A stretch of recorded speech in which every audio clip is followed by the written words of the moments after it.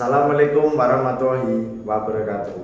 Perkenalkan, nama saya Dimas Andina Utama, NIM 202331035. Saya dari kelas BK1B, Prodi Bimbingan dan Konseling. Di sini saya akan menjelaskan tugas UAS Bahasa Indonesia, yaitu karya ilmiah artikel populer yang berjudul Strategi Bahasa Indonesia sebagai Bahasa Internasional. Yang pertama itu ada abstrak. Abstrak adalah bahasa Indonesia yang merupakan bahasa internasional yang dikenal antar bangsa. Tidak hanya itu, bahasa Indonesia pun menjadi salah satu bahasa yang mudah dipelajari karena kosakatanya tidak terlalu sulit. Pembahasan melibatkan bahasa Indonesia sebagai bahasa identitas nasional. Langkah-langkah dalam menjadikan bahasa Indonesia menjadi bahasa internasional, pentingnya bahasa Indonesia dalam dunia internasional. Kata kunci bahasa Indonesia internasional, nasional identitas. Di sini ada pendahuluan. Pendahuluan, bahasa adalah alat komunikasi paling penting di dunia.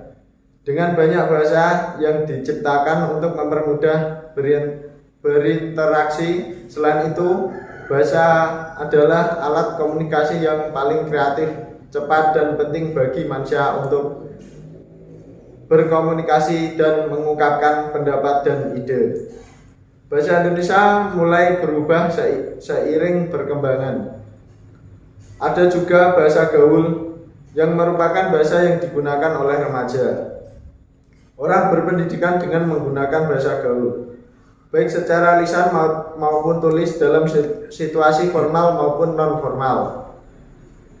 Ini menyebabkan penggunaan bahasa Indonesia yang tidak sehat dan tidak benar.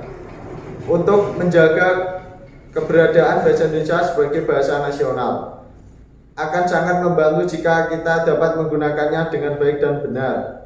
Bahasa Indonesia adalah bahasa persatuan, jadi masyarakat Indonesia yang peduli menghormati bahasa nasionalnya. Kita harus menjaga dan turut melestarikan bahasa kita. Bahasa Indonesia merupakan identitas dan jati diri bangsa Indonesia. Bahasa Indonesia sangat penting untuk semua aspek kehidupan. Sekarang adalah era milenial, saat orang lebih banyak menggunakan komunikasi, media, dan teknologi digital. Hal ini berdampak pada bagaimana bahasa Indonesia berkembang. Keadaan saat ini adalah bahwa fungsi bahasa Indonesia mulai tergeser atau digantikan oleh bahasa asing, dan adanya perilaku yang cenderung menyelipkan istilah asing, meskipun padaan dalam bahasa Indonesia ada. Hal ini disebabkan oleh meyakinan bahwa akan terlihat modern dan terpelajar, dan karena itu akan mempermudah komunikasi di era milenial. Bahasa Indonesia menyatukan kita semua. Itu bukan hanya bahasa resmi negara kita, tetapi juga bahasa yang kita gunakan setiap hari. Bahasa Indonesia memiliki beberapa aturan yang harus dipatuhi untuk digunakan dengan benar dan efektif. Suminar 2016-116. Bahasa sangat penting dalam kehidupan sehari-hari, dan bahasa Indonesia adalah bahasa yang dapat digunakan untuk berbagai tujuan. Masyarakat Indonesia menggunakan bahasa sebagai bahasa yang alat yang penting untuk berkomunikasi. Secara filosofis, bahasa adalah cara manusia mengungkap realitas melalui simbol dan tanda-tanda. Oleh karena itu, tingkat keberhasilan masyarakat Indonesia dalam mempertahankan bahasa Indonesia sangat bergantung pada seberapa baik mereka dapat mempertahankan bahasa tersebut. Ini termasuk pembentukan kosakata dan istilah baru melalui menyebabkan kosakata lokal atau asing. Yang kedua, metode penelitian. Penelitian ini menggunakan metode studi literatur berdasarkan jurnal dan sumber terpercaya. Studi literatur membantu menemukan celah pengetahuan dan pertanyaan penelitian lainnya.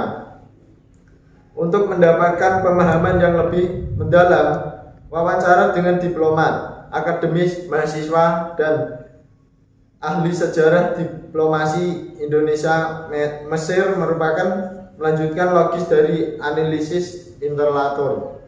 Metode studi interlatur dipilih karena kajian penelitian tentang hal ini telah dilaksanakan sebelumnya, sehingga banyak informasi dan data-data yang dapat dikutip untuk membantu proses penelitian ini.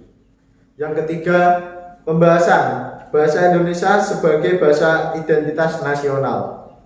Menentukan identitas nasional Indonesia jika hanya dideskripsikan berdasarkan ciri fisiknya, dengan mempertimbangkan bahwa sebagai ras, kebudayaan, agama, dan sifat unik yang membedakan Indonesia sejak awal. Oleh karena itu, pemahaman identitas dan karakter bangsa Indonesia memerlukan pemahaman yang tidak harus statis tetapi juga dinamis. Bahasa Indonesia menurut penulis adalah identitas nasional Indonesia. Alasannya ialah bahasa Indonesia adalah ciri khas Indonesia yang secara filosofis membedakan Indonesia dari negara lain. Karena perbedaan suku, golongan, ras, dan etnis yang ada di Indonesia beragaman, bahasa menjadi identitas nasional yang kemudian digabungkan dengan penggunaan bahasa Indonesia sebagai bahasa resmi di seluruh negara kesatuan Republik Indonesia. Ideologi yang dianut dan norma bahasa yang digunakan untuk berperilaku akan menentukan identitas nasional Indonesia. Ciri-ciri ini akan membedakan orang Indonesia dari orang lain.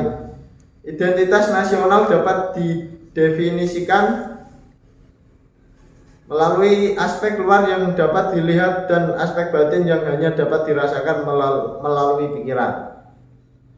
Identitas nasional Indonesia secara historis ditandai dengan munculnya kesadaran masyarakat Indonesia sebagai negara yang dijajah oleh negara lain pada tahun 1908, mengalami masa kebangkitan nasional bangsa. Karena mereka hidup di bawah penjajahan orang Indonesia mulai menyadari bahwa mereka adalah manusia yang tidak adil. Kemudian muncul kesadaran untuk membangun sebuah bangsa. Kesadaran ini muncul sebagai akibat dari hasil pendidikan yang diterima sebagai akibat dari politik etis. Dengan kata lain, pendidikan memainkan peran penting dalam membentuk kebudayaan dan pembentukan kesadaran nasional.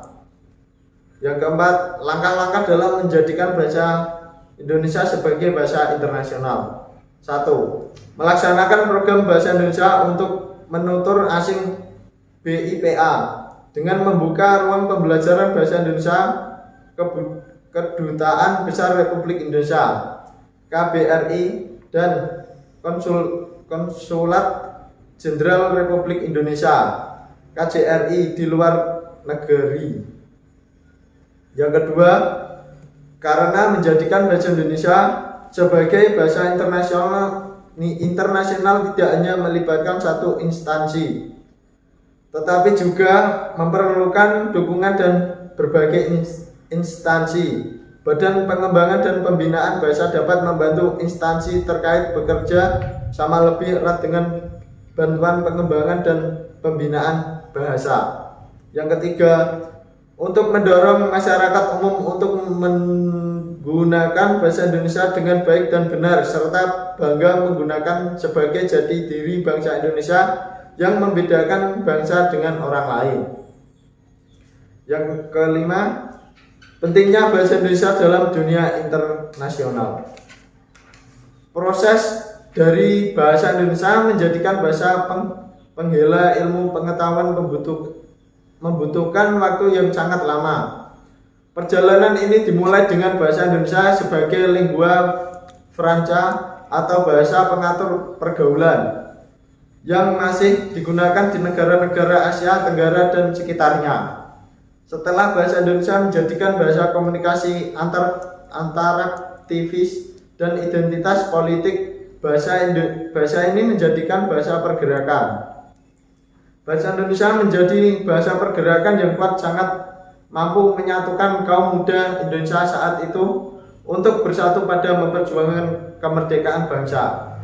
Sehingga lahir Sumpah Pemuda yang menetapkan bahasa Indonesia sebagai bahasa penggerakan sampai bangsa Indonesia mendapatkan kemerdekaan pada tahun 1945.